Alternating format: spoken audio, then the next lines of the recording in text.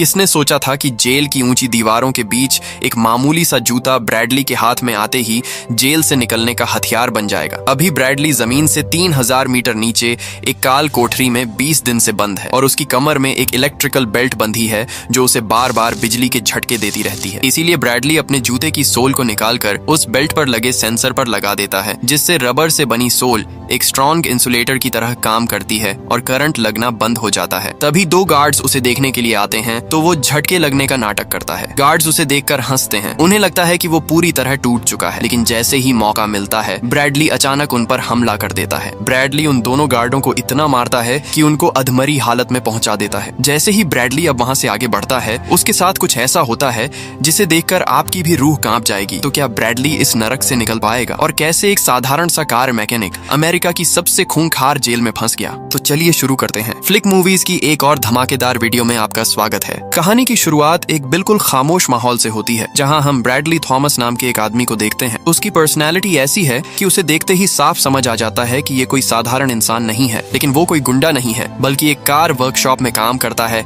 और अपनी रोजमर्रा की जिंदगी जी रहा होता है। तभी अचानक उसका बॉस उसे अपने केबिन में बुलाता है और बिना किसी लंबी बात के उसे नौकरी से निकाल देता है। बॉस कहता है कि आजकल कार वॉश का काम बहुत धीमा चल रहा है, बिजनेस डाउन है, इसलिए वो उसे सैलरी भी नहीं दे सकता।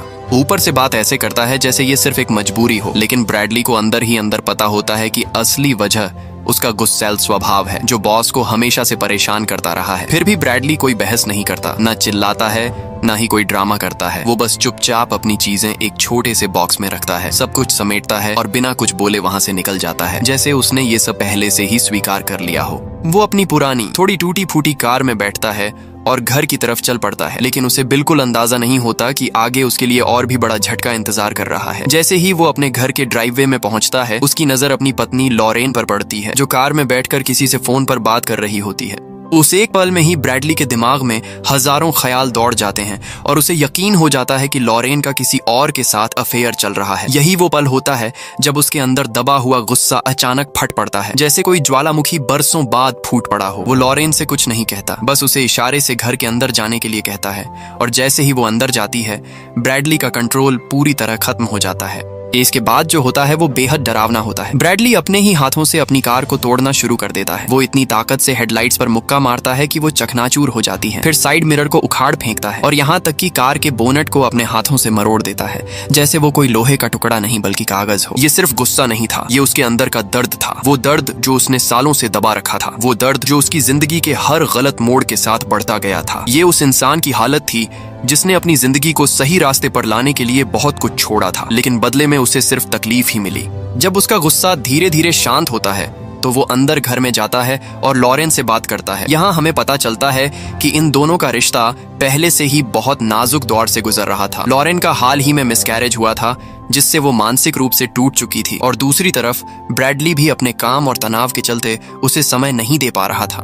दोनों के बीच दूरी बढ़ती जा रही थी और आज जो हुआ उसने उस दूरी को और ज्यादा गहरा कर दिया। लेकिन इस बार दोनों खुलकर बात करते हैं, अपनी गलतियों को मानते हैं और ब्रैडली एक बहुत बड़ा और समझदारी भरा फैसला लेता है।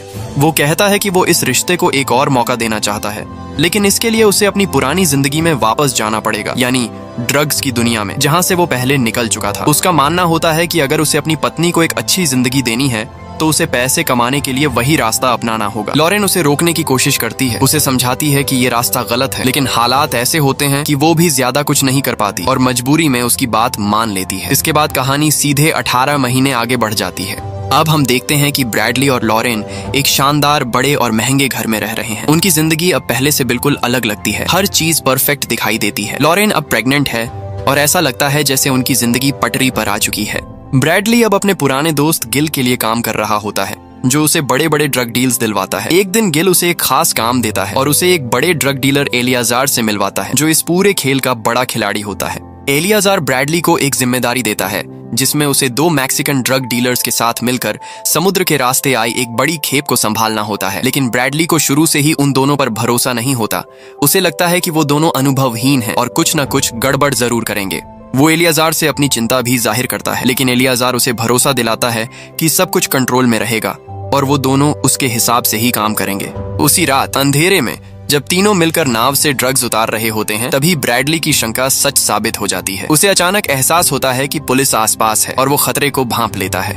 वो तुरंत उन दोनों मैक्सिकन लड़कों को कहता है कि ड्रग्स को पानी में फेंक दो ताकि सबूत मिट जाए, लेकिन वो उसकी बात नहीं मानते और उल्टा उससे बहस करने लगते हैं। बात इतनी बढ़ जाती है कि वो ब्रैडली से लड़ने लगते हैं और फिर वहां से भागने की कोशिश करते हैं। ब्रैडली किसी तरह वहां से निकल जाता है, लेकिन उन दोनों के सामने पुलिस आ जाती है और वो घबराकर पुलिस पर ही गोली चला देते हैं। अब यहाँ ब्रैडली के सामने एक बहुत बड़ा फैसला होता है, या तो वो पुलिस वालों को मारे और खुद को बचाए या फिर अपने साथियों को रोके। वो अपने सिद्धांतों को नहीं छोड़ता और पुलिस को बचाने के लिए अपने ही साथियों पर गोली चला देता है। आखिरकार पुलिस उसे पकड़ लेती है और उसके हाथों के सबूतों से ये साबित हो जाता है कि इस पूरे ऑपरेशन का मास्टरमाइंड वही था। कोर्ट में केस चलता है और उसे 7 साल की सजा सुनाई जाती है, जिसके बाद उसे एक मीडियम सिक्योरिटी जेल में भेज दिया जाता है। जेल में आने के बाद शुरू में माहौल उतना खतरनाक नहीं लगता जितना ब्रैडली ने सोचा था। ये एक मीडियम सिक्योरिटी जेल होती है जहाँ चीजें कंट्रोल में दिखती हैं और कैदी भी उतने बेकाबू नहीं लगते। ब्रैडली यहाँ एक ही सोच के साथ रहता है कि उसे किसी भी तरह चुपचाप अपनी सजा पूरी करनी है और वापस अपनी पत्नी लॉरेन के पास जाना है। वो किसी से उलझता नहीं, किसी ग्रुप में शामिल नहीं होता, बस अपना काम करता है और हर दिन गिनता रहता है कि कब ये सब खत्म होगा। उसके अंदर का गुस्सा जैसे उसने फिर से बंद कर दिया हो, क्योंकि अब उसके पास खोने के लिए बहुत कुछ था। लेकिन ये शांति ज्यादा दिन टिकती नहीं है। कुछ ही दिनों बाद एक अजीब सा आदमी उससे मिलने आता है। उसका चेहरा एकदम ठंडा होता है। वो खुद को प्लेंसिड मैन कहता है। जैसे ही वो बैठता है, बिना घुमाए फिराए सीधे मुद्दे पर आ जाता है और ब्रैडली को ऐसी बात बताता है जो उसकी पूरी दुनिया हिला देती है। वो कहता है कि जिन लोगों का नुकसान ब्रैडली ने उस ड्रग डील वाले दिन किया था, उन्होंने उसकी पत्नी लॉरेन को किडनैप कर लिया है। पहले तो ब्रैडली को यकीन नहीं होता, लेकिन प्लेंसिड मैन तुरंत अपने फोन पर एक वीडियो चलाता है। उस वीडियो में लॉरेन दिखाई देती है, डरी हुई, रोती हुई, मदद मांगती हुई। उसके चेहरे पर साफ दिख रहा होता है कि वो कितनी बड़ी मुसीबत में है। ये देखते ही ब्रैडली के चेहरे का रंग उड़ जाता है। वो कुछ बोल नहीं पाता, लेकिन उसकी आंखों में डर साफ दिखने लगता है। इसके बाद प्लेंसिड मैन उसे और भी बड़ा झटका देता है। वो कहता है कि उनके पास एक डॉक्टर बैठा है जो जबरदस्ती लॉरेन का अबॉर्शन कर देगा, यानी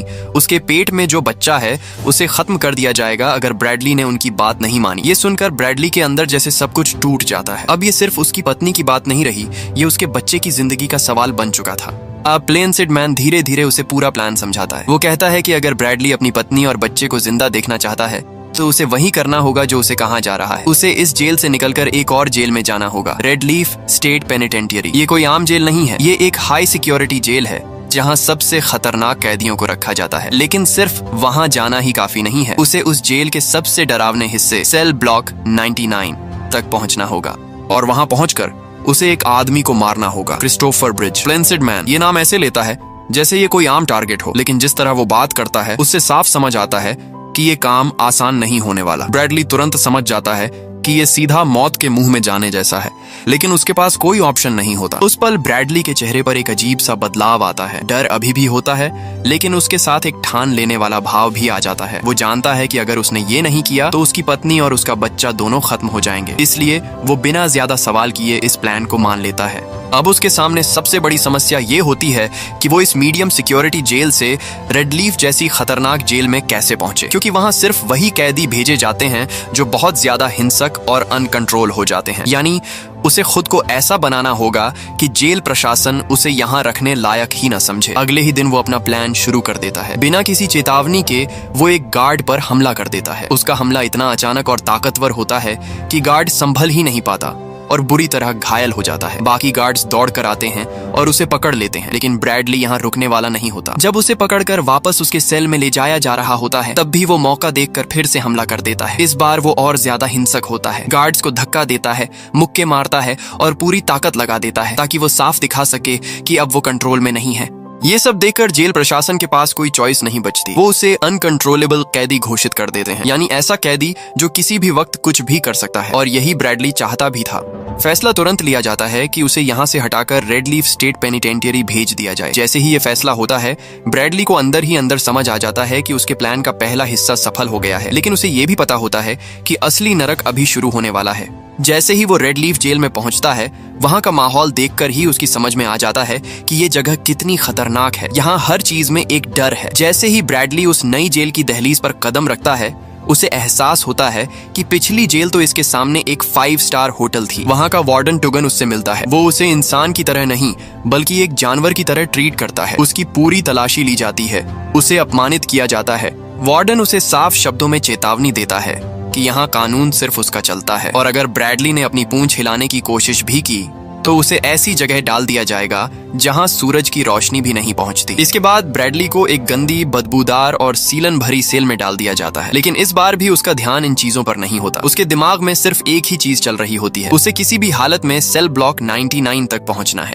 रेड लीफ स्टेट पेनिटेंटियरी के अंदर आने के बाद ब्रैडली को बहुत जल्दी समझ आ जाता है कि यहाँ सरवाइव करना ही अपने आप में एक लड़ाई है। उसे एक ऐसी सेल में डाल दिया जाता है जिसकी हालत देखकर ही इंसान अंदर से टूट जाए। वहाँ कोई ठीक से सोने की जगह नहीं होती, बस एक गंदा सा घिसा हुआ गद्दा पड़ा होता है जो इतना खराब होता है कि उस पर लेटना भी मुश्किल लगे। फर्श पर हर तरफ गंदगी फैली होती है, नुकीले कांच के छोटे छोटे टुकड़े पड़े होते हैं और दीवारों से सीलन की बदबू आ रही होती है। हवा इतनी भारी और घुटन भरी होती है कि हर सांस लेना जैसे एक कोशिश बन जाता है। वार्डन टुगन उसे अंदर धक्का देते हुए साफ शब्दों में चेतावनी देता है कि यहाँ के कैदी अब इंसान नहीं रहे, वो दरिंदे बन चुके हैं और अगर ब्रैडली ने यहाँ जिंदा रहना है तो उसे हर पल खुद को बचाने के लिए तैयार रहना होगा।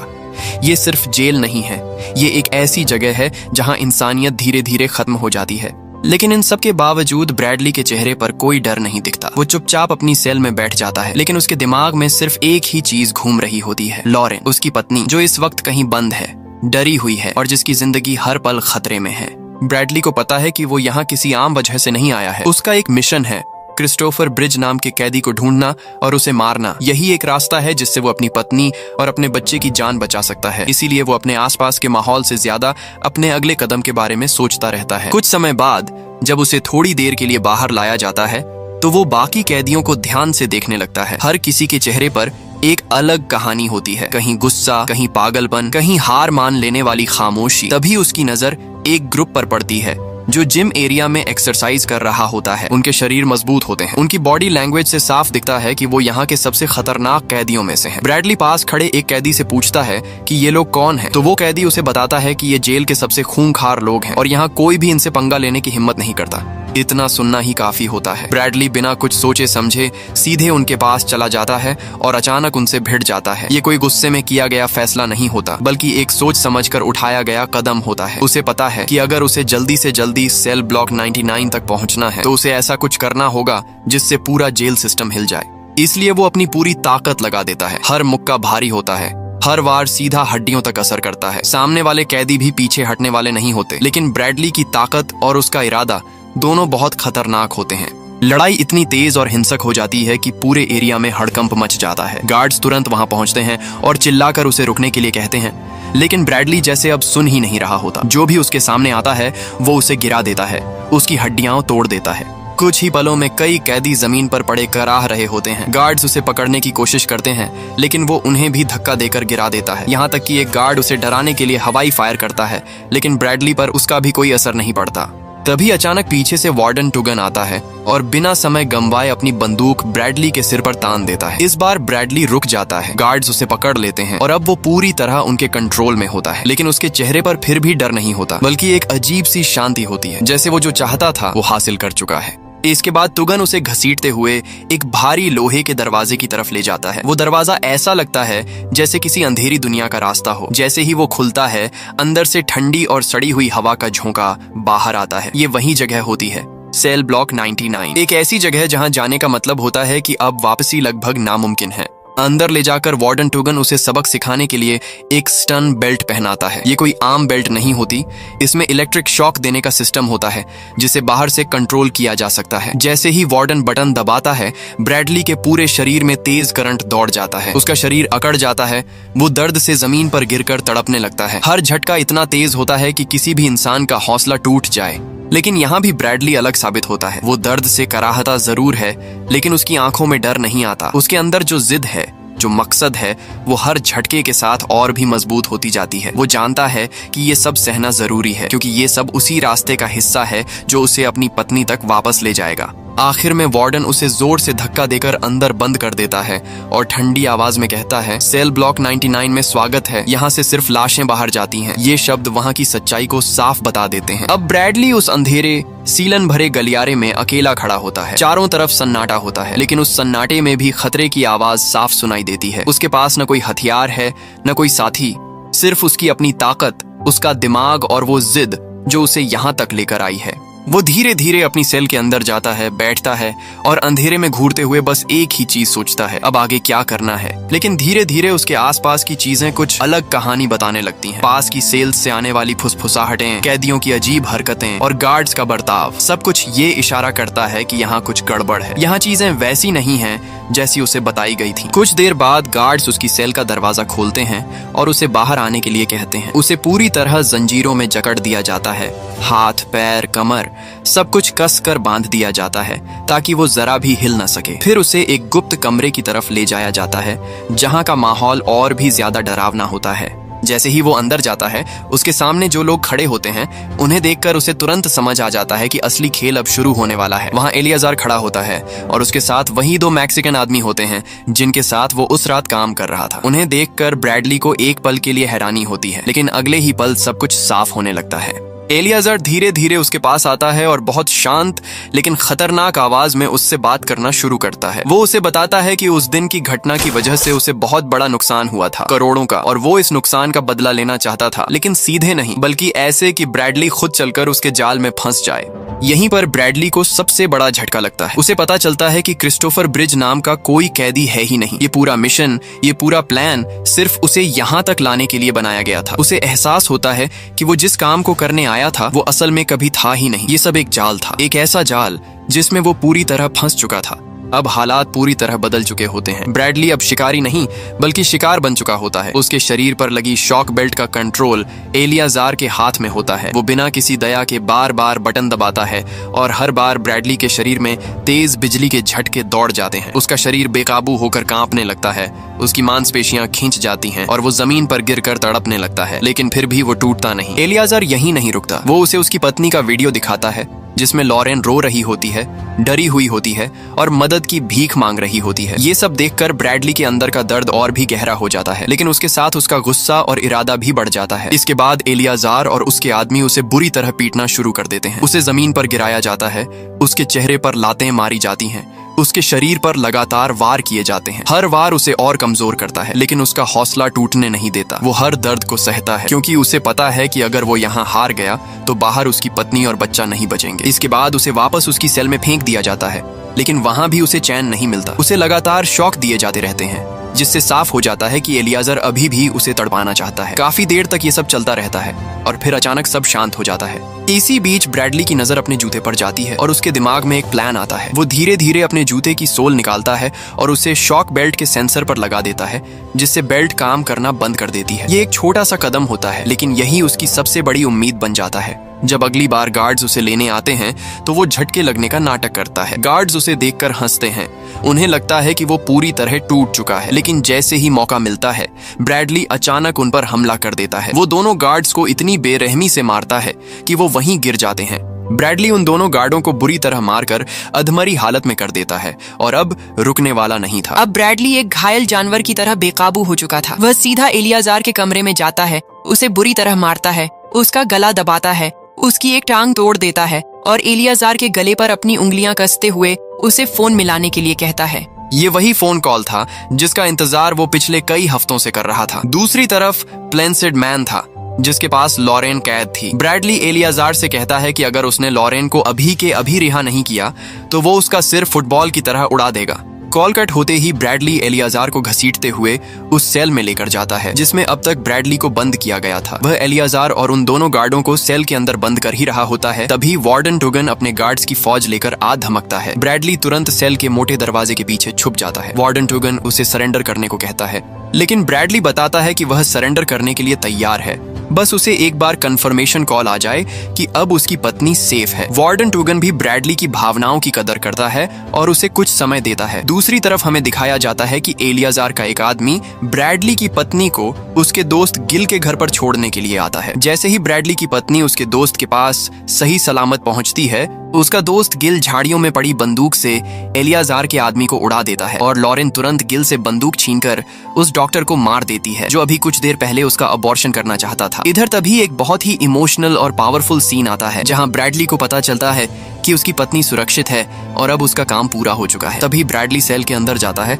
और एलियाजार को इतना मारता है कि उसका सिर धड़ से अलग कर देता है। लेकिन तभी एक धमाके के साथ सेल का दरवाजा टूटता है और वार्डन टुगन अपने सबसे खूंखार गार्ड्स के साथ अंदर दाखिल होता है।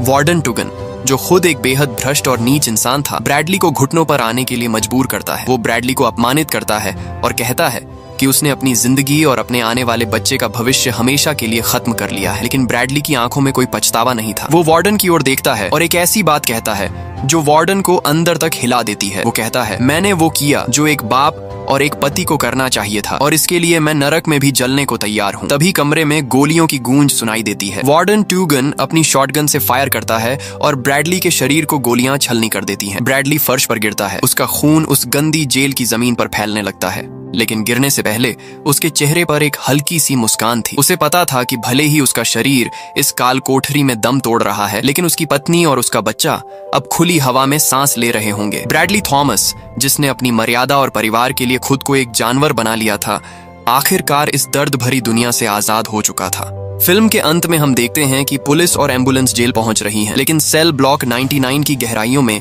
एक ऐसी कहानी दफन हो गई थी जिसे शायद ही कोई कभी जान पाएगा। तो दोस्तों, ये थी ब्रॉल इन सेल ब्लॉक 99 की दिल दहला देने वाली कहानी। कैसे एक साधारण सा दिखने वाला आदमी अपने परिवार के लिए मौत का फरिश्ता बन गया। ये फिल्म हमें सिखाती है कि हालात इंसान को कुछ भी बना सकते हैं, लेकिन अपनी वफादारी और प्यार के लिए मर मिटना ही असली वीरता है। अगर आपको ब्रैडली का ये जज्बा पसंद आया हो तो इस वीडियो को लाइक जरूर करें। आपको क्या लगता है, क्या ब्रैडली के पास कोई और रास्ता था? कमेंट्स में अपनी राय जरूर दें। ऐसी ही और भी सस्पेंस और एक्शन से भरी मूवी एक्सप्लेनेशंस के लिए हमारे चैनल फ्लिक मूवीज को सब्सक्राइब करना न भूलें। मिलते हैं अगले वीडियो में, तब तक के लिए सावधान रहें और अपनी फैमिली का ख्याल रखें। Good bye.